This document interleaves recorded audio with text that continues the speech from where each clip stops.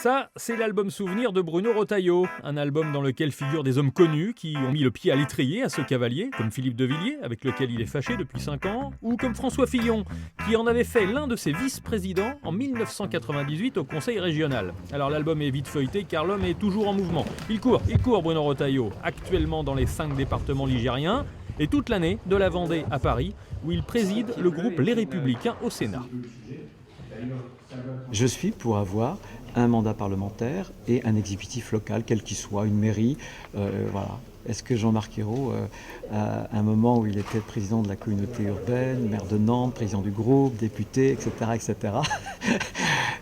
a été, si j'ose dire, dénoncé par M. Clergeau? Et voici une pierre dans le jardin de son adversaire socialiste. Donc le cumul des mandats n'est selon lui pas un problème. Après l'avoir suivi rapidement au Sénat, pour en savoir plus sur l'homme politique, il faut aller en Vendée, suivre la Sèvre nantaise et s'arrêter chez lui, à Saint-Malo-du-Bois. Cette vallée, c'est chez moi, sont mes racines, c'est mon enfance. C'est là où je fais mes footings au moins une fois par semaine. Voilà, c'est un cadre que je connais depuis tout petit. Mon père m'emmenait baigner dans la Sèvre nantaise. C'est là qu'est effectivement ma famille, c'est là que sont mes amis. Fondamentalement, il est resté le Bruno qu'on connaissait à Saint-Malo-du-Bois. Donc proche des gens, simple et très accessible. Et forcément, dans le camp d'en face, les mots à son égard ne sont pas les mêmes.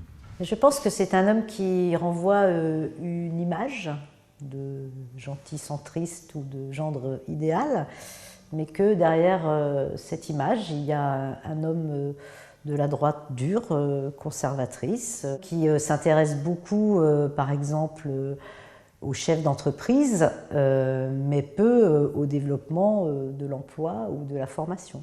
Fait exprès, comme s'il sentait le vent venir, le candidat de la droite et du centre s'attache à parler de formation, d'apprentissage dans cette campagne électorale.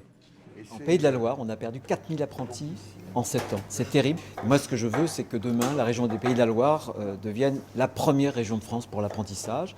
Regardez l'Allemagne, c'est très simple. L'Allemagne, c'est 3 fois plus de jeunes à l'apprentissage et c'est 3 fois moins de jeunes au chômage. Le sénateur entend aussi réduire les dépenses publiques régionales, s'attaquer à l'économie, à l'emploi et engager un pacte pour la ruralité. Alors une campagne, c'est long, fatigant.